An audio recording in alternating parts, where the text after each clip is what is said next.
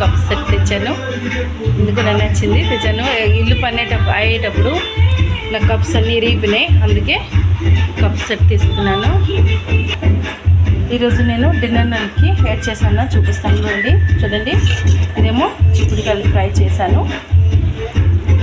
Actually చిక్కుడుకాయలు మా అత్తయ్య గారికి ఉప్పు నీళ్ళ కూర అయితే ఇష్టం అండి, కానీ మాకు ఫ్రై అంటే ఇష్టం, అందుకే నేను ఫ్రై చేస్తాను ఈరోజు.